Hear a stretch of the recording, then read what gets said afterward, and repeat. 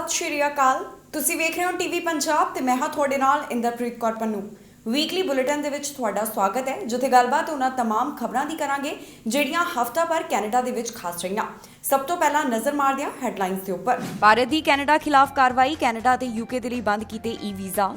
Super visa ਵਾਲਿਆਂ ਦੇ ਲਈ ਜਾਣਕਾਰੀ, ਜਾਣੋ ਕਿਵੇਂ ਕਰ ਸਕਦੇ ਹੋ ਅਪਲਾਈ। ਏਅਰ ਕੈਨੇਡਾ ਦਾ ਉਡਾਨਾਂ ਬਾਰੇ ਐਲਾਨ, ਹੁਣ ਸਿਡਨੀ ਦੇ ਨਾਲ ਚੱਲਣਗੀਆਂ ਉਡਾਨਾਂ। ਵੈਨਕੂਵਰ ਦੇ ਵਿੱਚ ਚੱਲੀਆਂ ਗੋਲੀਆਂ, ਗੈਂਗ ਮੈਂਬਰ ਦੀ ਹੋਈ ਮੌਤ। ਕੈਨੇਡਾ ਨੂੰ ਯਾਤਰਾ ਪਾਬੰਦੀਆਂ ਤੋਂ ਰਾਹਤ, ਜਾਣੋ ਕੌਣ ਆ ਸਕਦੇ ਹਨ ਕੈਨੇਡਾ। ਕੈਨੇਡਾ ਵੱਲੋਂ ਲੰਬੇ ਸਮੇਂ ਤੋਂ ਭਾਰਤ ਤੋਂ ਆਉਣ ਵਾਲੀਆਂ ਸਿੱਧੀਆਂ ਉਡਾਨਾਂ ਦੇ ਉੱਪਰ ਰੋਕ ਲਗਾਈ ਹੋਈ ਹੈ। ਭਾਰਤ ਵੱਲੋਂ ਕਈ ਵਾਰ ਕੈਨੇਡਾ ਨੂੰ ਮੰਗ ਕੀਤੀ ਗਈ ਕਿ ਇਸ ਰੋਕ ਨੂੰ ਹਟਾਇਆ ਜਾਵੇ, ਪਰ ਹੁਣ ਆਖਿਰਕਾਰ ਭਾਰਤ ਵੱਲੋਂ ਵੀ ਸਖਤੀ ਕੀਤੀ ਜਾ ਰਹੀ ਹੈ, ਜਿੱਥੇ ਉਹਨਾਂ ਵੱਲੋਂ ਈ-ਵੀਜ਼ਾ ਸਰਵਿਸ ਬੰਦ ਕੀਤੀ ਜਾ ਰਹੀ ਹੈ। ਕਿਹੜੇ ਹੋਰ ਦੇਸ਼ਾਂ ਦੇ ਵਾਸਤੇ ਉਹਨਾਂ ਵੱਲੋਂ ਇਹ ਕਦਮ ਚੁੱਕਿਆ ਜਾ ਰਿਹਾ ਹੈ, ਇਸ ਖਬਰ ਦੇ ਵਿੱਚ ਦੇਵਾਂਗੇ ਜਾਣਕਾਰੀ। ਕੈਨੇਡਾ ਅਤੇ ਯੂਕੇ ਵੱਲੋਂ ਭਾਰਤ ਤੋਂ ਆਉਣ ਵਾਲੇ ਯਾਤਰੀਆਂ ਦੇ ਵਾਸਤੇ ਕਈ ਯਾਤਰਾ ਪਾਬੰਦੀਆਂ ਲਗਾਈਆਂ ਗਈਆਂ। ਕੈਨੇਡਾ ਵੱਲੋਂ ਕਾਫੀ ਲੰਬੇ ਸਮੇਂ ਤੋਂ ਭਾਰਤ ਤੋਂ ਆਉਣ ਵਾਲੇ ਯਾਤਰੀਆਂ ਦੇ ਲਈ ਸਿੱਧੀਆਂ ਉਡਾਨਾਂ ਦੇ ਉੱਪਰ ਰੋਕ ਲਗਾਈ ਗਈ ਹੈ। ਇਸ ਤੋਂ ਬਾਅਦ ਹੁਣ ਭਾਰਤ ਵੱਲੋਂ ਵੀ ਕੈਨੇਡਾ ਅਤੇ ਯੂਕੇ ਵਾਸਤੇ ਸਖਤੀ ਕੀਤੀ ਜਾ ਰਹੀ ਹੈ। ਕੈਨੇਡਾ ਸਰਕਾਰ ਦੇ ਐਲਾਨ ਮੁਤਾਬਕ ਭਾਰਤ ਤੋਂ ਆਉਣ ਵਾਲੀਆਂ ਸਿੱਧੀਆਂ ਉਡਾਨਾਂ ਦੇ ਉੱਪਰ 21 ਸਤੰਬਰ ਤੱਕ ਰੋਕ ਜਾਰੀ ਰਹਿਣ ਵਾਲੀ ਹੈ। ਇਸ ਤੋਂ ਪਹਿਲਾਂ ਕੈਨੇਡਾ ਸਰਕਾਰ ਵੱਲੋਂ ਐਲਾਨ ਕੀਤਾ ਜਾਵੇਗਾ ਕਿ ਅੱਗੇ ਇਸ ਰੋਕ ਨੂੰ ਵਧਾਇਆ ਜਾਣਾ ਹੈ ਜਾਂ ਫਿਰ ਨਹੀਂ, ਪਰ ਹੁਣ ਭਾਰਤ ਵੱਲੋਂ ਵੀ ਕੈਨੇਡਾ ਦੇ ਖਿਲਾਫ ਸਖਤ ਕਦਮ ਚੁੱਕਿਆ ਗਿਆ ਹੈ। ਭਾਰਤ ਨੇ ਯੂਕੇ ਅਤੇ ਕੈਨੇਡੀਅਨ ਨਾਗਰਿਕਾਂ ਨੂੰ ਹੁਣ ਈ-ਵੀਜ਼ਾ ਦੇਣ ਤੋਂ ਇਨਕਾਰ ਕਰ ਦਿੱਤਾ ਹੈ। ਇਹ ਜਾਣਕਾਰੀ ANI ਦੇ ਹਵਾਲੇ ਤੋਂ ਆ ਰਹੀ ਹੈ, ਜਿਸ ਦੇ ਮੁਤਾਬਕ ਭਾਰਤ ਵੱਲੋਂ ਹੁਣ ਕੈਨੇਡਾ ਅਤੇ ਯੂਨਾਈਟਿਡ ਕਿੰਗਡਮ ਦੇ ਨਾਗਰਿਕਾਂ ਦੇ ਲਈ ਈ-ਵੀਜ਼ਾ ਸਹੂਲਤ ਵਾਪਸ ਲਈ ਜਾ ਰਹੀ ਹੈ। ਗ੍ਰਹਿ ਮੰਤਰਾਲੇ ਦੇ ਇੱਕ ਸੀਨੀਅਰ ਅਧਿਕਾਰੀ ਨੇ ਇਸ ਦੀ ਪੁਸ਼ਟੀ ਕੀਤੀ ਹੈ, ਜਿਸ ਦੇ ਵਿੱਚ ਉਹਨਾਂ ਦੱਸਿਆ ਕਿ ਕੋਵਿਡ ਤੋਂ ਬਾਅਦ ਯੂਕੇ ਅਤੇ ਕੈਨੇਡਾ ਨੇ ਆਪਣੇ ਦੇਸ਼ਾਂ ਦੇ ਵਿੱਚ ਭਾਰਤੀ ਨਾਗਰਿਕਾਂ ਦੇ ਦਾਖਲੇ ਤੇ ਬਹੁਤ ਸਾਰੀਆਂ ਪਾਬੰਦੀਆਂ ਲਗਾਈਆਂ। ਕਈ ਵਾਰ ਭਾਰਤ ਵੱਲੋਂ ਕੈਨੇਡਾ ਨੂੰ ਮੰਗ ਵੀ ਕੀਤੀ ਗਈ ਕਿ ਭਾਰਤ ਦੇ ਨਾਲ ਮੁੜ ਤੋਂ ਸਿੱਧੀਆਂ ਉਡਾਨਾਂ ਦੀ ਸ਼ੁਰੂਆਤ ਕੀਤੀ ਜਾਵੇ। ਇਸ ਸੰਬੰਧੀ ਭਾਰਤ ਵੱਲੋਂ ਕਈ ਵਾਰ ਕੈਨੇਡਾ ਨੂੰ ਲਿਖਿਆ ਵੀ ਗਿਆ, ਜਿਸ ਦੇ ਵਿੱਚ ਖਾਸ ਤੌਰ ਦੇ ਉੱਪਰ ਭਾਰਤ ਦੇ ਉਹਨਾਂ ਯਾਤਰੀਆਂ ਦਾ ਜ਼ਿਕਰ ਕੀਤਾ ਗਿਆ ਜਿਨ੍ਹਾਂ ਨੂੰ ਕੈਨੇਡਾ ਜਾਣ ਦੇ ਵਿੱਚ ਪਰੇਸ਼ਾਨੀਆਂ ਦਾ ਸਾਹਮਣਾ ਕਰਨਾ ਪੈ ਰਿਹਾ ਹੈ। ਕਈ ਬੇਨਤੀਆਂ ਦੇ ਬਾਵਜੂਦ ਵੀ ਯਾਤਰੀਆਂ ਨੂੰ ਅਸੁਵਿਧਾ ਦਾ ਸਾਹਮਣਾ ਕਰਨਾ ਪਿਆ। ਜਾਣਕਾਰੀ ਦੇ ਮੁਤਾਬਕ ਯੂਕੇ ਅਤੇ ਕੈਨੇਡਾ ਦੇ ਨਾਗਰਿਕਾਂ ਨੂੰ ਈ-ਵੀਜ਼ਾ ਦੀ ਸਹੂਲਤ ਇਸ ਸਾਲ ਅਗਸਤ ਦੇ ਪਹਿਲੇ ਹਫ਼ਤੇ ਤੋਂ ਖਤਮ ਕੀਤੀ ਜਾ ਰਹੀ ਹੈ। ਹੁਣ ਇਹਨਾਂ ਦੇਸ਼ਾਂ ਦੇ ਨਾਗਰਿਕਾਂ ਨੂੰ ਭਾਰਤੀ ਦੂਤਵਾਸ ਵਿਖੇ ਨਿਯਮਤ ਸਟicker ਵੀਜ਼ਾ ਦੇ ਲਈ ਅਰਜ਼ੀ ਦੇਣੀ ਹੋਵੇਗੀ। ਜ਼ਿਕਰਯੋਗ ਹੈ ਕਿ ਸੈਲਾਨੀ ਵੀਜ਼ਾ ਪਹਿਲਾਂ ਹੀ ਮੁਅੱਤਲ ਕੀਤੇ ਗਏ ਹਨ। ਦੱਸ ਦਈਏ ਕਿ ਇਸ ਤੋਂ ਪਹਿਲਾਂ ਗਲਵਾਨ ਘਾਟੀ ਦੀ ਘਟਨਾ ਤੋਂ ਬਾਅਦ ਭਾਰਤ ਵੱਲੋਂ ਚੀਨੀ ਨਾਗਰਿਕਾਂ ਨੂੰ ਈ-ਵੀਜ਼ਾ ਸਹੂਲਤ ਤੋਂ ਇਨਕਾਰ ਕਰ ਦਿੱਤਾ ਗਿਆ ਸੀ, ਜਿਸ ਦੇ ਵਿੱਚ ਪਿਛਲੇ ਸਾਲ ਜੂਨ ਵਿੱਚ ਚੀਨ ਦੀ ਪੀਪਲਸ ਲਿਬਰੇਸ਼ਨ ਆਰਮੀ ਦੇ ਜਵਾਨਾਂ ਦੇ ਨਾਲ ਹਿੰਸਕ ਝੜਪ ਦੇ ਵਿੱਚ 20 ਭਾਰਤੀ ਸੈਨਿਕ ਮਾਰੇ ਗਏ ਸਨ। ਇਸ ਹਫ਼ਤੇ ਇਮੀਗ੍ਰੇਸ਼ਨ ਵਿਭਾਗ ਵੱਲੋਂ ਸੁਪਰ ਵੀਜ਼ਾ ਦੇ ਬਾਰੇ ਜਾਣਕਾਰੀ ਸਾਂਝੀ ਕੀਤੀ ਗਈ, ਜਿੱਥੇ ਉਹਨਾਂ ਨੇ ਦੱਸਿਆ ਕਿ ਕਿਵੇਂ, ਕਿੱਥੋਂ ਅਤੇ ਕਿਸ ਤਰ੍ਹਾਂ ਸੁਪਰ ਵੀਜ਼ਾ ਦੇ ਲਈ ਅਪਲਾਈ ਕੀਤਾ ਜਾ ਸਕਦਾ ਹੈ। ਇਸ ਖਬਰ ਦੇ ਵਿੱਚ ਜਾਣਕਾਰੀ ਤੁਹਾਡੇ ਨਾਲ ਸਾਂਝੀ ਕਰਾਂਗੇ ਕਿ ਆਪਣੇ ਮਾਂ-ਬਾਪ ਅਤੇ ਦਾਦਾ-ਦਾਦੀ ਦੇ ਵਾਸਤੇ ਸੁਪਰ ਵੀਜ਼ਾ ਵਾਸਤੇ ਕਿਵੇਂ ਐਪਲੀਕੇਸ਼ਨ ਜਮ੍ਹਾਂ ਕੀਤੀ ਜਾ ਸਕਦੀ ਹੈ। ਜੀ ਹਾਂ, ਸੁਪਰ ਵੀਜ਼ਾ ਦੇ ਨਾਲ ਤੁਹਾਡੇ ਮਾਂ-ਬਾਪ, ਦਾਦਾ-ਦਾਦੀ ਕੈਨੇਡਾ ਆ ਸਕਦੇ ਹਨ। ਇਹ visa parents and grandparent program ਦਾ ਅਲਟਰਨੇਟਿਵ ਹੈ। ਇਸ ਵੀਜ਼ਾ ਦੇ ਵਾਸਤੇ ਕੈਨੇਡੀਅਨ ਸਿਟੀਜ਼ਨਸ ਅਤੇ PR ਦੇ ਮਾਂ-ਬਾਪ ਅਤੇ ਦਾਦਾ-ਦਾਦੀ ਐਲੀਜੀਬਲ ਹਨ। ਮੌਜੂਦਾ ਸਮੇਂ ਮਾਂ-ਬਾਪ ਅਤੇ ਦਾਦਾ-ਦਾਦੀ ਦੇ ਵਾਸਤੇ ਵੀਜ਼ਾ ਖੁੱਲ੍ਹੇ ਹਨ। ਸੁਪਰ ਵੀਜ਼ਾ ਐਪਲੀਕੇਸ਼ਨਸ ਦੇ ਲਈ ਸਪਾਊਸ ਨੂੰ ਇਨਕਲੂਡ ਕੀਤਾ ਜਾ ਸਕਦਾ ਹੈ, ਪਰ ਇਸ ਦੇ ਵਿੱਚ ਡਿਪੈਂਡੈਂਟਸ ਨੂੰ ਸ਼ਾਮਿਲ ਨਹੀਂ ਕੀਤਾ ਗਿਆ। ਇਸ ਵੀਜ਼ਾ ਦੇ ਵਾਸਤੇ ਐਪਲੀਕੇਸ਼ਨ ਦੇਣ ਦੇ ਲਈ ਐਪਲੀਕੈਂਟ ਨੂੰ ਕੈਨੇਡਾ ਦੇ ਬਾਹਰੋਂ ਅਪਲਾਈ ਕਰਨਾ ਹੋਵੇਗਾ। ਸੁਪਰ ਵੀਜ਼ਾ ਪ੍ਰੋਸੈਸ ਉਸੇ ਤਰ੍ਹਾਂ ਹੈ ਜਿਸ ਤਰ੍ਹਾਂ TRV ਦਾ ਪ੍ਰੋਸੈਸ ਹੈ। ਇਸ ਸੰਬੰਧੀ immigration, refugees and citizenship Canada ਨੂੰ ਐਸ਼ੋਰ ਕਰਨਾ ਹੁੰਦਾ ਹੈ ਕਿ ਮਾਂ-ਬਾਪ ਅਤੇ ਦਾਦਾ-ਦਾਦੀ ਨੂੰ ਕੈਨੇਡਾ ਦੇ ਵਿੱਚ ਪੂਰੀ ਤਰ੍ਹਾਂ ਸਪੋਰਟ ਕੀਤਾ ਜਾਵੇਗਾ। ਡਾਕੂਮੈਂਟਸ ਦੇ ਵਿੱਚ ਕੈਨੇਡੀਅਨ ਚਾਈਲਡ ਜਾਂ ਫਿਰ ਗ੍ਰੈਂਡ ਚਾਈਲਡ ਤੋਂ ਸਾਈਨ ਕਰਵਾਇਆ ਹੋਇਆ ਲੈਟਰ, ਕੈਨੇਡੀਅਨ ਇੰਸ਼ੋਰੈਂਸ ਕੰਪਨੀ ਦੇ ਕੋਲੋਂ $1 ਲੱਖ ਦੀ ਮੈਡੀਕਲ ਇੰਸ਼ੋਰੈਂਸ ਸ਼ਾਮਿਲ ਕਰਨੀ ਹੋਵੇਗੀ। ਇਸ ਲੈਟਰ ਦੇ ਵਿੱਚ ਇਹ ਵੀ ਵਾਅਦਾ ਹੋਣਾ ਚਾਹੀਦਾ ਹੈ ਕਿ ਮਾਂ-ਬਾਪ ਅਤੇ ਦਾਦਾ-ਦਾਦੀ ਨੂੰ ਉਹਨਾਂ ਦੀ ਵਿਜ਼ਿਟ ਦੌਰਾਨ ਫਾਈਨੈਂਸ਼ੀਅਲ ਸਪੋਰਟ ਦਿੱਤੀ ਜਾਵੇ। ਡਾਕੂਮੈਂਟ ਦੇ ਵਿੱਚ ਕੈਨੇਡੀਅਨ ਨੂੰ ਆਪਣਾ ਸਿਟੀਜ਼ਨ ਜਾਂ ਫਿਰ PR ਦਾ ਪ੍ਰੂਫ ਲਗਾਉਣਾ ਵੀ ਜ਼ਰੂਰੀ ਹੋਵੇਗਾ। ਇਸ ਦੇ ਬਾਰੇ ਬਾਕੀ ਸਾਰੀ ਜਾਣਕਾਰੀ ਗਵਰਨਮੈਂਟ ਵੈਬਸਾਈਟ ਦੇ ਉੱਪਰ ਸਾਂਝੀ ਕੀਤੀ ਗਈ ਹੈ। ਇਸ ਹਫ਼ਤੇ 에ਅਰ ਕੈਨੇਡਾ ਵੱਲੋਂ ਜਾਣਕਾਰੀ ਸਾਂਝੀ ਕੀਤੀ ਗਈ ਕਿ ਉਹਨਾਂ ਵੱਲੋਂ ਸਿਡਨੀ ਦੇ ਨਾਲ ਉਡਾਨਾਂ ਚਲਾਈਆਂ ਜਾ ਰਹੀਆਂ ਨੇ। ਹਫ਼ਤੇ ਦੇ ਵਿੱਚ ਕਿੰਨੇ ਦਿਨ ਉਡਾਨਾਂ ਚਲਾਈਆਂ ਜਾਣਗੀਆਂ, ਇਸ ਦੇ ਬਾਰੇ ਵੀ 에ਅਰਲਾਈਨ ਨੇ ਜਾਣਕਾਰੀ ਦਿੱਤੀ।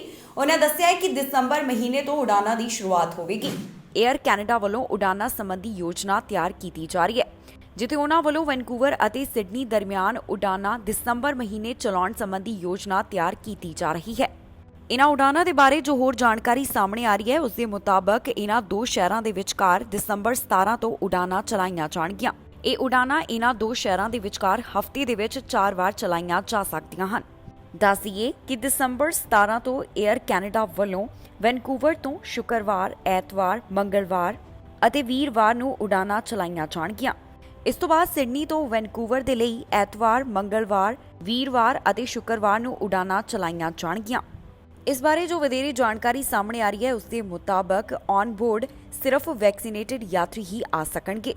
ਦੱਸਣਯੋਗ ਹੈ ਕਿ ਵੱਖ-ਵੱਖ ਦੇਸ਼ਾਂ ਦੇ ਵੱਲੋਂ ਜੋ ਕਰੋਨਾ ਵਾਇਰਸ ਦੇ ਕਾਰਨ ਯਾਤਰਾ ਸੰਬੰਧੀ ਪਾਬੰਦੀਆਂ ਲਗਾਈਆਂ ਗਈਆਂ ਸਨ, ਇਸ ਦੇ ਵਿੱਚ ਰਾਹਤ ਦੇਣ ਦੀ ਸ਼ੁਰੂਆਤ ਕੀਤੀ ਗਈ ਹੈ। ਕਈ ਦੇਸ਼ਾਂ ਵੱਲੋਂ ਆਪਣੇ ਬਾਰਡਰ ਸ਼ਰਤਾਂ ਦੇ ਆਧਾਰ ਦੇ ਉੱਪਰ ਖੋਲ੍ਹੇ ਗਏ ਨੇ, ਜਿੱਥੇ ਸ਼ਰਤ ਰੱਖੀ ਜਾ ਰਹੀ ਹੈ ਕਿ ਫੁੱਲੀ ਵੈਕਸੀਨੇਟਡ ਯਾਤਰੀ ਉਹਨਾਂ ਦੇ ਦੇਸ਼ ਦੇ ਵਿੱਚ ਦਾਖਲ ਹੋ ਸਕਦੇ ਹਨ। ਇਸ ਹਫ਼ਤੇ ਇੱਕ ਅਜਿਹਾ ਮਾਮਲਾ ਸਾਹਮਣੇ ਆਇਆ ਜਿੱਥੇ ਵੈਨਕੂਵਰ ਦੇ ਵਿੱਚ ਗੋਲੀਆਂ ਚੱਲੀਆਂ ਅਤੇ ਇਸ ਦੌਰਾਨ ਪੰਜਾਬੀ ਗੈਂਗਸਟਰ ਦੀ ਮੌਤ ਹੋ ਗਈ। ਜਿਸ ਗੈਂਗਸਟਰ ਦੀ ਮੌਤ ਹੋਈ ਹੈ ਉਸ ਦਾ ਨਾਮ ਪੁਲਿਸ ਵੱਲੋਂ ਜਨਤਕ ਕੀਤਾ ਗਿਆ। ਉਸ ਦਾ ਨਾਮ ਅਮਨ ਮੰਜ ਦੱਸਿਆ ਗਿਆ ਅਤੇ ਨਾਲ ਹੀ ਉਹਨਾਂ ਇਹ ਵੀ ਕਿਹਾ ਹੈ ਕਿ 2018 ਦੇ ਵਿੱਚ ਇਸ ਦੇ ਭਰਾ ਦੀ ਵੀ ਮੌਤ ਹੋ ਚੁੱਕੀ ਹੈ। ਡਾਊਨਟਾਊਨ ਵੈਨਕੂਵਰ ਹੋਟਲ ਦੇ ਵਿੱਚ ਯੂਐਨ ਗੈਂਗਸਟਰ ਨੂੰ ਗੋਲੀ ਮਾਰੀ ਗਈ। ਇਹ ਗੋਲੀ ਲੱਗਣ ਦੇ ਨਾਲ ਇਸ ਯੂਨਾਈਟਿਡ ਨੇਸ਼ਨਸ ਗੈਂਗ ਦੇ ਮੈਂਬਰ ਦੀ ਮੌਤ ਹੋ ਗਈ। ਫੇਅਰਮੌਂਟ ਪੈਸੀਫਿਕ ਰਿਮ ਹੋਟਲ ਦੇ ਵਿੱਚ ਜਿਸ ਨੂੰ ਗੋਲੀ ਲੱਗੀ ਹੈ ਤੇ ਉਸ ਦੀ ਮੌਤ ਹੋ ਗਈ, ਉਸ ਦਾ ਨਾਮ ਅਮਨ ਮੰਜ ਦੱਸਿਆ ਗਿਆ।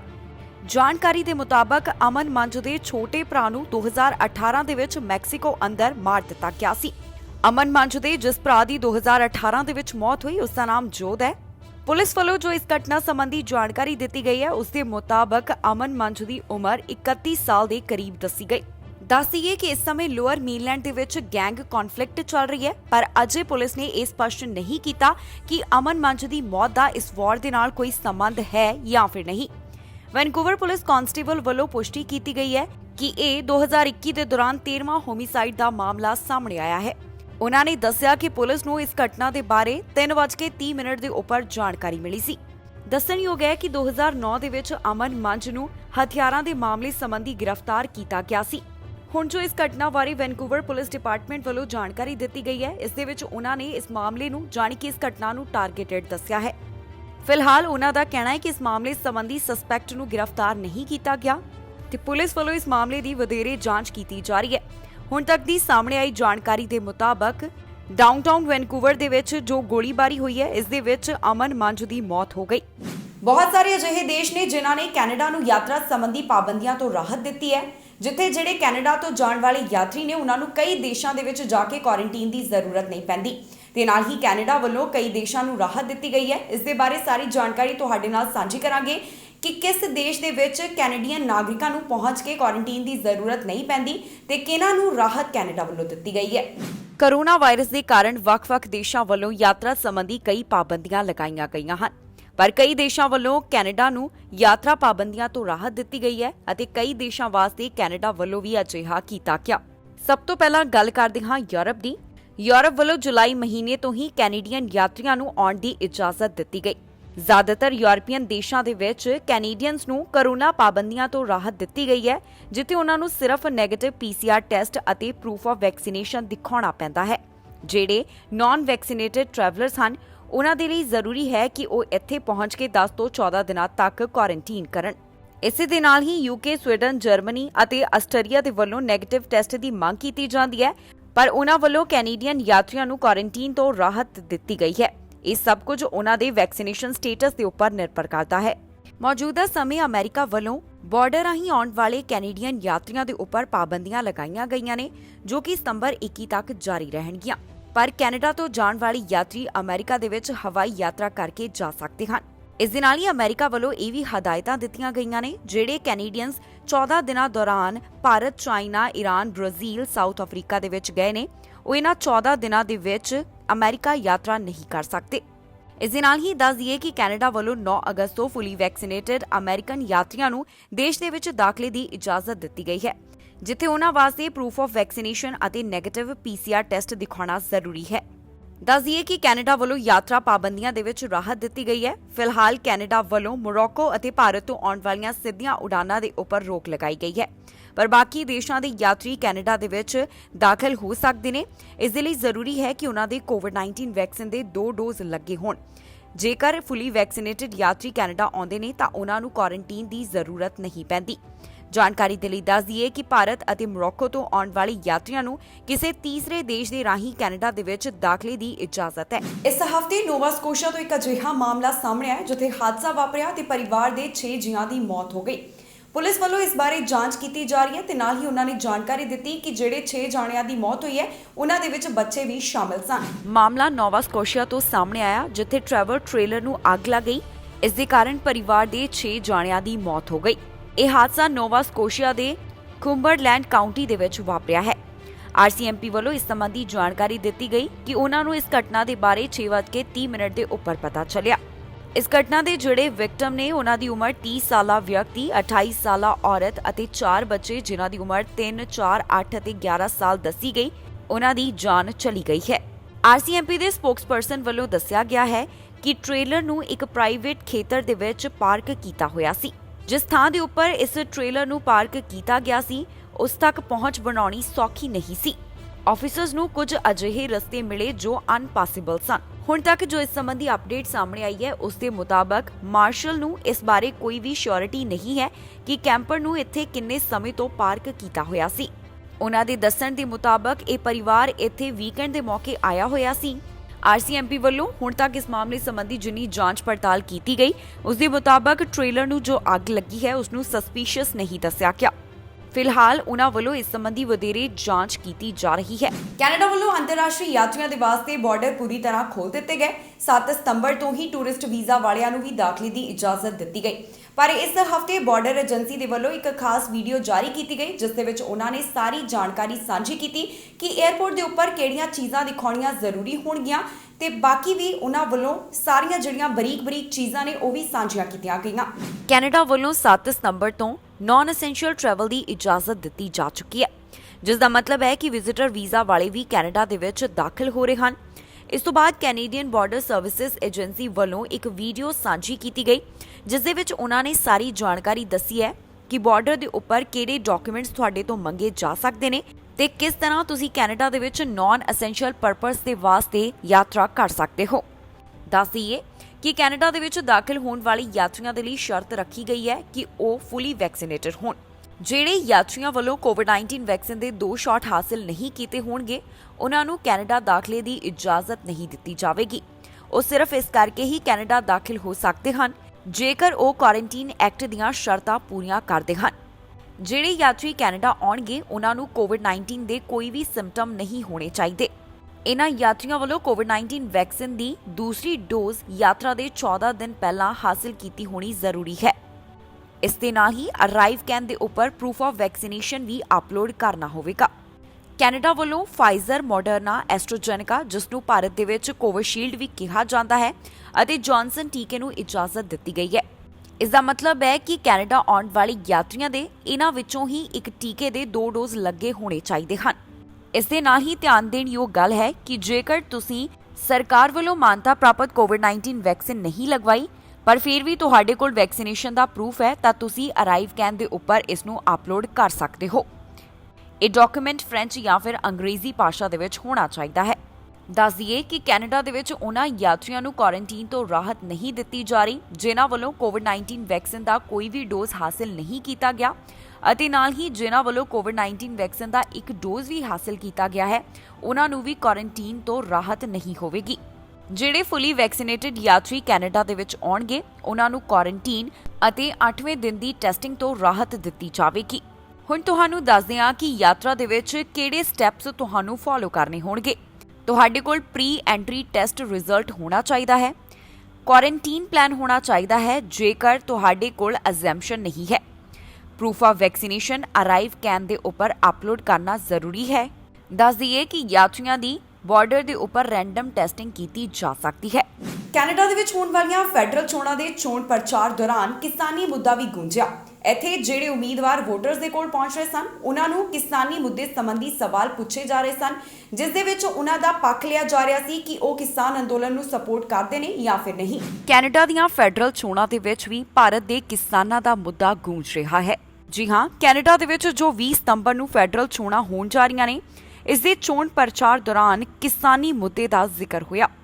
ਦਰਅਸਲ ਬ੍ਰਿਟਿਸ਼ ਕੋਲੰਬੀਆ ਪ੍ਰੋਵਿੰਸ ਦੇ ਸ਼ਹਿਰ ਐਪਸਫੋਰਡ ਦੇ ਵਿੱਚ ਭਾਰਤੀ ਕਿਸਾਨਾਂ ਵੱਲੋਂ ਜੋ ਸੰਘਰਸ਼ ਕੀਤਾ ਜਾ ਰਿਹਾ ਹੈ ਉਸ ਦਾ ਜ਼ਿਕਰ ਕੀਤਾ ਗਿਆ।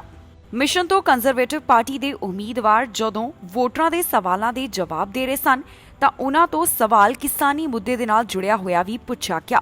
ਜਦੋਂ ਵੋਟਰਸ ਨੇ ਉਹਨਾਂ ਨੂੰ ਇਹ ਸਵਾਲ ਪੁੱਛਿਆ ਕਿ ਕੀ ਉਹਨਾਂ ਵੱਲੋਂ ਭਾਰਤ ਦੇ ਕਿਸਾਨਾਂ ਨੂੰ ਸਪੋਰਟ ਕੀਤੀ ਜਾ ਰਹੀ ਹੈ ਤਾਂ ਇਸ ਦਾ ਜਵਾਬ ਦਿੰਦਿਆਂ ਕੰਜ਼ਰਵੇਟਿਵ ਪਾਰਟੀ ਦੇ ਉਮੀਦਵਾਰ ਵੱਲੋਂ ਕਿਹਾ ਗਿਆ ਕਿ ਉਹ ਪਹਿਲਾਂ ਵੀ ਇਸ ਦਾ ਸਮਰਥਨ ਕਰ ਚੁੱਕੇ ਹਨ ਅਤੇ ਜੇਕਰ ਉਹਨਾਂ ਦੀ ਇਹਨਾਂ ਚੋਣਾਂ ਦੇ ਵਿੱਚ ਜਿੱਤ ਹੁੰਦੀ ਹੈ ਤਾਂ ਬਾਅਦ ਦੇ ਵਿੱਚ ਵੀ ਉਹ ਇਸੇ ਤਰ੍ਹਾਂ ਇਸ ਅੰਦੋਲਨ ਨੂੰ ਸਪੋਰਟ ਕਰਦੇ ਰਹਿਣਗੇ।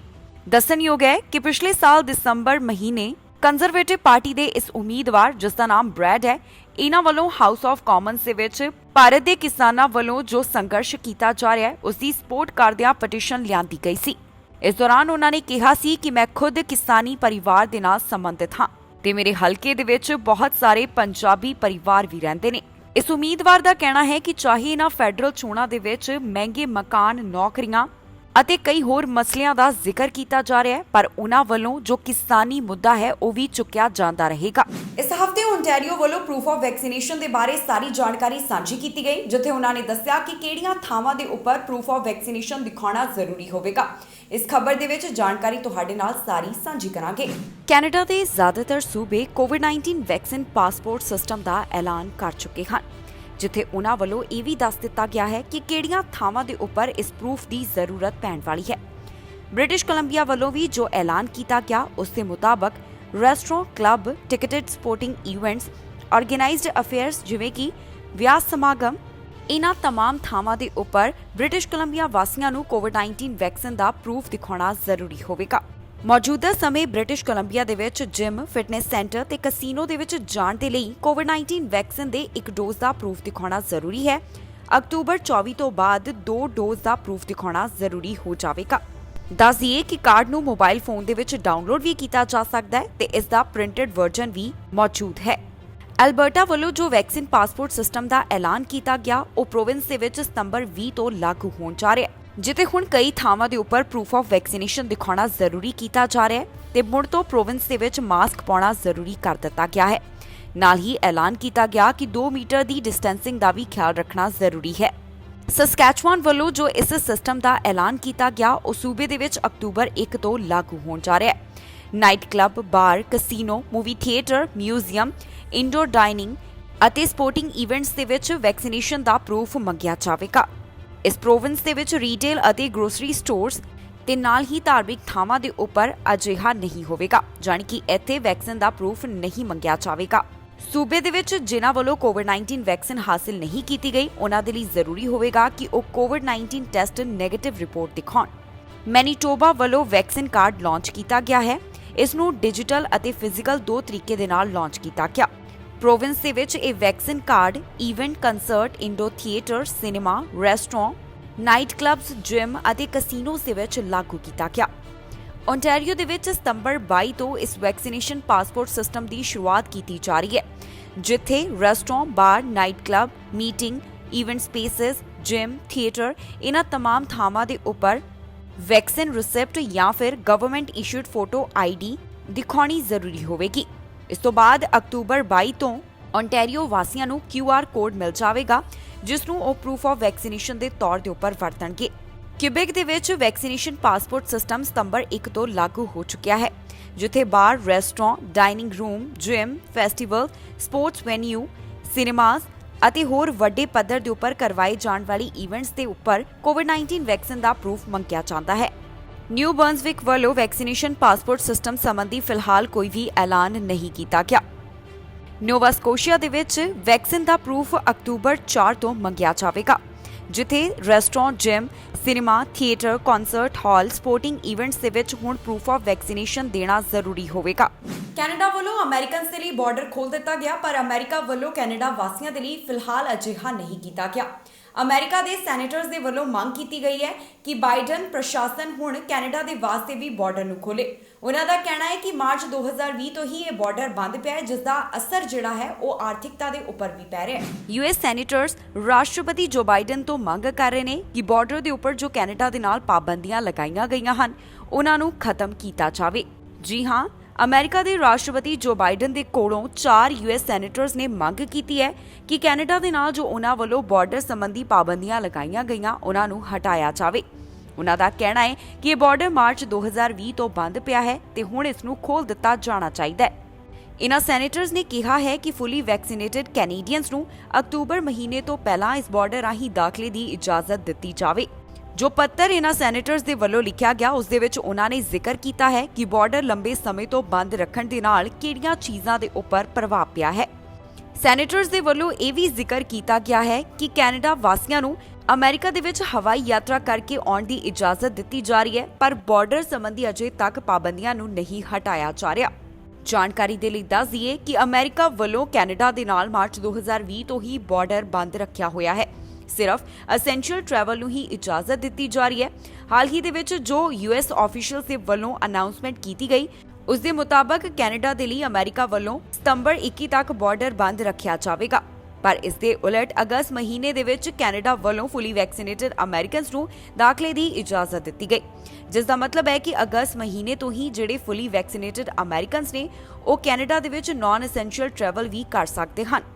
ਪਰ ਅਮਰੀਕਾ ਵੱਲੋਂ ਜੋ ਅਜੇ ਤੱਕ ਕੈਨੇਡੀਅਨਸ ਨੂੰ ਰਾਹਤ ਨਹੀਂ ਦਿੱਤੀ ਗਈ, ਉਸ ਤੋਂ ਬਾਅਦ ਲਗਾਤਾਰ ਬਾਈਡਨ ਐਡਮਿਨਿਸਟ੍ਰੇਸ਼ਨ ਨੂੰ ਮੰਗ ਕੀਤੀ ਜਾ ਰਹੀ ਹੈ ਕਿ ਹੁਣ ਬਾਰਡਰ ਦੇ ਉੱਪਰ ਲੱਗੀਆਂ ਪਾਬੰਦੀਆਂ ਨੂੰ ਹਟਾ ਦੇਣਾ ਚਾਹੀਦਾ ਹੈ।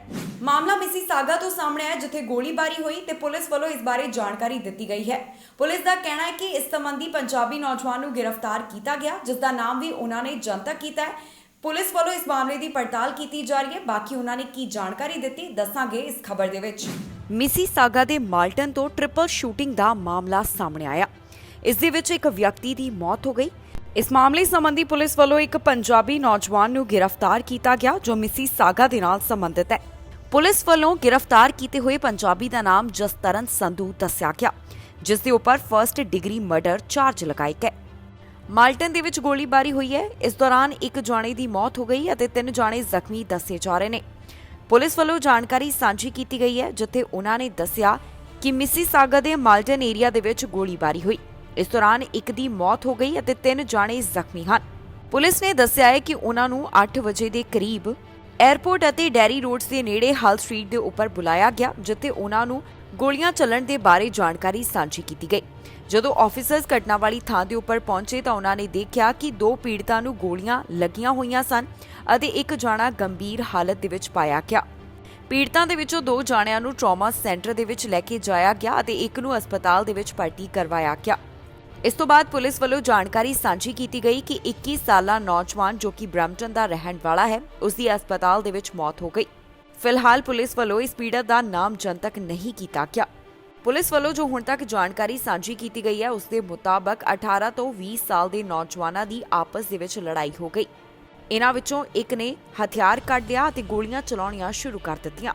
ਹੁਣ ਤੱਕ ਪੁਲਿਸ ਵੱਲੋਂ ਇਸ ਸੰਬੰਧੀ ਇੱਕ ਵਿਅਕਤੀ ਨੂੰ ਗ੍ਰਿਫਤਾਰ ਕੀਤਾ ਗਿਆ ਹੈ ਅਤੇ ਉਸ ਦੇ ਚਾਰजेस ਵੀ ਲਗਾਏ ਗਏ ਨੇ। ਪੁਲਿਸ ਦਾ ਕਹਿਣਾ ਹੈ ਕਿ 18 ਸਾਲਾ ਜਸਤਰਨ ਸੰਧੂ ਨੂੰ ਗ੍ਰਿਫਤਾਰ ਕੀਤਾ ਗਿਆ, ਜੋ ਕਿ ਮਿਸੀਸਾਗਾ ਦੇ ਨਾਲ ਸੰਬੰਧਿਤ ਹੈ। ਜਸਤਰਨ ਸੰਧੂ ਦੇ ਉੱਪਰ ਫਰਸਟ ਡਿਗਰੀ ਮਰਡਰ ਚਾਰजेस ਲਗਾਏ ਗਏ ਹਨ ਅਤੇ ਫਿਲਹਾਲ ਉਸ ਨੂੰ ਕਸਟਡੀ ਦੇ ਵਿੱਚ ਰੱਖਿਆ ਗਿਆ। ਫਿਲਹਾਲ ਪੁਲਿਸ ਵੱਲੋਂ ਇਸ ਸਾਰੇ ਮਾਮਲੇ ਦੀ ਪੜਤਾਲ ਕੀਤੀ ਜਾ ਰਹੀ ਹੈ ਤੇ ਉਹਨਾਂ ਦਾ ਕਹਿਣਾ ਹੈ ਕਿ ਜੇਕਰ ਕਿਸੇ ਨੂੰ ਇਸ ਬਾਰੇ ਕੋਈ ਜਾਣਕਾਰੀ ਹੋਵੇ ਤਾਂ ਉਹਨਾਂ ਦੇ ਨਾਲ ਸਾਂਝੀ ਕੀਤੀ ਜਾ ਸਕਦੀ ਹੈ। ਕੈਨੇਡਾ ਦੇ ਵੱਖ-ਵੱਖ ਸੂਬਿਆਂ ਦੇ ਵੱਲੋਂ ਪ੍ਰੂਫ ਆਫ ਵੈਕਸੀਨੇਸ਼ਨ ਸੰਬੰਧੀ ਐਲਾਨ ਕੀਤਾ ਗਿਆ। ਕਿਸ ਸੂਬੇ ਦੇ ਵਿੱਚ ਇਸ ਦੇ ਨਾਲ ਸੰਬੰਧਿਤ ਕੀ ਨਿਯਮ ਹਨ, ਇਸ ਖਬਰ ਦੇ ਵਿੱਚ ਜਾਣਕਾਰੀ ਤੁਹਾਡੇ ਨਾਲ ਸਾਂਝੀ ਕਰਾਂਗੇ ਕਿ ਕਿਹੜੀਆਂ ਥਾਵਾਂ ਦੇ ਉੱਪਰ ਹੁਣ ਤੁਹਾਨੂੰ ਵੈਕਸੀਨ ਦਾ ਪ੍ਰੂਫ ਦਿਖਾਉਣਾ ਜ਼ਰੂਰੀ ਹੈ। ਕੈਨੇਡਾ ਦੇ ਜ਼ਿਆਦਾਤਰ ਸੂਬੇ ਕੋਵਿਡ-19 ਵੈਕਸੀਨ ਪਾਸਪੋਰਟ ਸਿਸਟਮ ਦਾ ਐਲਾਨ ਕਰ ਚੁੱਕੇ ਹਨ, ਜਿੱਥੇ ਉਹਨਾਂ ਵੱਲੋਂ ਇਹ ਵੀ ਦੱਸ ਦਿੱਤਾ ਗਿਆ ਹੈ ਕਿ ਕਿਹੜੀਆਂ ਥਾਵਾਂ ਦੇ ਉੱਪਰ ਇਸ ਪ੍ਰੂਫ ਦੀ ਜ਼ਰੂਰਤ ਪੈਣ ਵਾਲੀ ਹੈ। ਬ੍ਰਿਟਿਸ਼ ਕੋਲੰਬੀਆ ਵੱਲੋਂ ਵੀ ਜੋ ਐਲਾਨ ਕੀਤਾ ਗਿਆ ਉਸ ਦੇ ਮੁਤਾਬਕ restaurant, club, ticketed sporting events, organised affairs ਜਿਵੇਂ ਕਿ ਵਿਆਹ ਸਮਾਗਮ, ਇਹਨਾਂ तमाम ਥਾਵਾਂ ਦੇ ਉੱਪਰ ਬ੍ਰਿਟਿਸ਼ ਕੋਲੰਬੀਆ ਵਾਸੀਆਂ ਨੂੰ ਕੋਵਿਡ-19 ਵੈਕਸੀਨ ਦਾ ਪ੍ਰੂਫ ਦਿਖਾਉਣਾ ਜ਼ਰੂਰੀ ਹੋਵੇਗਾ। ਮੌਜੂਦਾ ਸਮੇਂ ਬ੍ਰਿਟਿਸ਼ ਕੋਲੰਬੀਆ ਦੇ ਵਿੱਚ ਜਿਮ, ਫਿਟਨੈਸ ਸੈਂਟਰ ਤੇ ਕਸੀਨੋ ਦੇ ਵਿੱਚ ਜਾਣ ਦੇ ਲਈ ਕੋਵਿਡ-19 ਵੈਕਸੀਨ ਦੇ 1 ਡੋਜ਼ ਦਾ ਪ੍ਰੂਫ ਦਿਖਾਉਣਾ ਜ਼ਰੂਰੀ ਹੈ।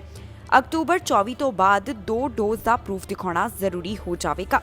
ਦੱਸ ਦਈਏ ਕਿ ਕਾਰਡ ਨੂੰ ਮੋਬਾਈਲ ਫੋਨ ਦੇ ਵਿੱਚ ਡਾਊਨਲੋਡ ਵੀ ਕੀਤਾ ਜਾ ਸਕਦਾ ਹੈ ਤੇ ਇਸ ਦਾ ਪ੍ਰਿੰਟਡ ਵਰਜ਼ਨ ਵੀ ਮੌਜੂਦ ਹੈ।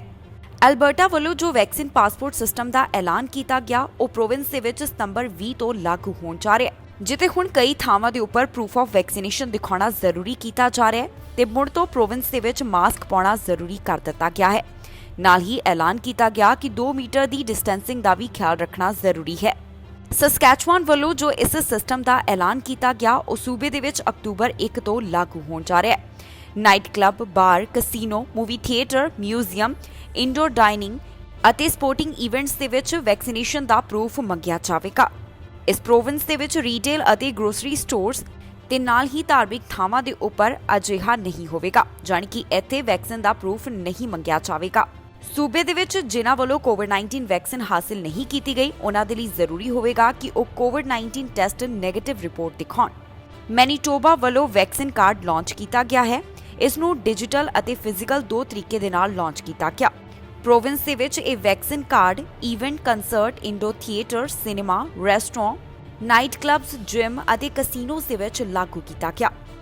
ਓਨਟਾਰੀਓ ਦੇ ਵਿੱਚ ਸਤੰਬਰ 22 ਤੋਂ ਇਸ ਵੈਕਸੀਨੇਸ਼ਨ ਪਾਸਪੋਰਟ ਸਿਸਟਮ ਦੀ ਸ਼ੁਰੂਆਤ ਕੀਤੀ ਜਾ ਰਹੀ ਹੈ, ਜਿੱਥੇ restaurant, bar, night club, meeting, event spaces, gym, theatre ਇਹਨਾਂ तमाम ਥਾਵਾਂ ਦੇ ਉੱਪਰ ਵੈਕਸੀਨ ਰਿਸਿਪਟ ਜਾਂ ਫਿਰ ਗਵਰਨਮੈਂਟ ਇਸ਼ੂਡ ਫੋਟੋ ਆਈਡੀ ਦਿਖਾਉਣੀ ਜ਼ਰੂਰੀ ਹੋਵੇਗੀ। ਇਸ ਤੋਂ ਬਾਅਦ ਅਕਤੂਬਰ 22 ਤੋਂ ਓਨਟਾਰੀਓ ਵਾਸੀਆਂ ਨੂੰ QR ਕੋਡ ਮਿਲ ਜਾਵੇਗਾ, ਜਿਸ ਨੂੰ ਉਹ ਪ੍ਰੂਫ ਆਫ ਵੈਕਸੀਨੇਸ਼ਨ ਦੇ ਤੌਰ ਦੇ ਉੱਪਰ ਵਰਤਣਗੇ। ਕਿਊਬੈਕ ਦੇ ਵਿੱਚ ਵੈਕਸੀਨੇਸ਼ਨ ਪਾਸਪੋਰਟ ਸਿਸਟਮ ਸਤੰਬਰ 1 ਤੋਂ ਲਾਗੂ ਹੋ ਚੁੱਕਿਆ ਹੈ, ਜਿੱਥੇ bar, restaurant, dining room, gym, festival, sports venue, cinemas ਅਤੇ ਹੋਰ ਵੱਡੇ ਪੱਧਰ ਦੇ ਉੱਪਰ ਕਰਵਾਏ ਜਾਣ ਵਾਲੀ ਇਵੈਂਟਸ ਦੇ ਉੱਪਰ ਕੋਵਿਡ-19 ਵੈਕਸੀਨ ਦਾ ਪ੍ਰੂਫ ਮੰਗਿਆ ਜਾਂਦਾ ਹੈ। ਨਿਊ ਬਰਨਸਵਿਕ ਵੱਲੋਂ ਵੈਕਸੀਨੇਸ਼ਨ ਪਾਸਪੋਰਟ ਸਿਸਟਮ ਸੰਬੰਧੀ ਫਿਲਹਾਲ ਕੋਈ ਵੀ ਐਲਾਨ ਨਹੀਂ ਕੀਤਾ ਗਿਆ। ਨੋਵਾ ਸਕੋਸ਼ੀਆ ਦੇ ਵਿੱਚ ਵੈਕਸੀਨ ਦਾ ਪ੍ਰੂਫ ਅਕਤੂਬਰ 4 ਤੋਂ ਮੰਗਿਆ ਜਾਵੇਗਾ, ਜਿੱਥੇ restaurant, gym, cinema, theatre, concert hall, sporting events ਦੇ ਵਿੱਚ ਹੁਣ ਪ੍ਰੂਫ ਆਫ ਵੈਕਸੀਨੇਸ਼ਨ ਦੇਣਾ ਜ਼ਰੂਰੀ ਹੋਵੇਗਾ। ਇਸ ਦੇ ਨਾਲ ਹੀ ਜਾਂਦੇ ਇੱਕ ਵਾਰ ਫਿਰ ਤੋਂ ਨਜ਼ਰ ਮਾਰਦੇ ਹਾਂ ਅੱਜ ਦੀਆਂ ਚੋਣਵੀਆਂ ਖਬਰਾਂ ਦੇ ਉੱਪਰ। ਭਾਰਤ ਦੀ ਕੈਨੇਡਾ ਖਿਲਾਫ ਕਾਰਵਾਈ, ਕੈਨੇਡਾ ਅਤੇ ਯੂਕੇ ਦੇ ਲਈ ਬੰਦ ਕੀਤੇ ਵੀਜ਼ਾ। ਸੁਪਰ ਵੀਜ਼ਾ ਵਾਲਿਆਂ ਦੇ ਲਈ ਜਾਣਕਾਰੀ, ਜਾਣੋ ਕਿਵੇਂ ਕਰ ਸਕਦੇ ਹੋ ਅਪਲਾਈ। 에ਅਰ ਕੈਨੇਡਾ ਦਾ ਉਡਾਨਾਂ ਬਾਰੇ ਐਲਾਨ, ਹੁਣ ਸਿਡਨੀ ਦੇ ਨਾਲ ਚੱਲਣਗੀਆਂ ਉਡਾਨਾਂ। ਵੈਨਕੂਵਰ ਦੇ ਵਿੱਚ ਚੱਲੀਆਂ ਗੋਲੀਆਂ, ਗੈਂਗ ਮੈਂਬਰ ਦੀ ਹੋਈ ਮੌਤ। ਕੈਨੇਡਾ ਨੂੰ ਯਾਤਰਾ ਪਾਬੰਦੀਆਂ ਤੋਂ ਰਾਹਤ, ਜਾਣੋ ਕੌਣ ਆ ਸਕਦੇ ਹਨ ਕੈਨੇਡਾ। ਖਬਰਾਂ ਦੇ ਇਸ ਬੁਲੇਟਿਨ ਦੇ ਵਿੱਚ ਇੰਨਾ ਹੀ। ਨਵੀਆਂ ਤੇ ਤਾਜ਼ੀਆਂ ਖਬਰਾਂ ਲੈ ਕੇ ਫਿਰ ਤੋਂ ਹਾਜ਼ਰ ਹੋਵਾਂਗੇ। ਫਿਲਹਾਲ ਮੈਨੂੰ ਇੰਦਰਪ੍ਰੀਤ ਕੌਰ ਪੰਨੂ ਨੂੰ ਦਿਓ ਇਜਾਜ਼ਤ ਤੇ ਤੁਸੀਂ ਵੇਖਦੇ ਰਹੋ TV ਪੰਜਾਬ।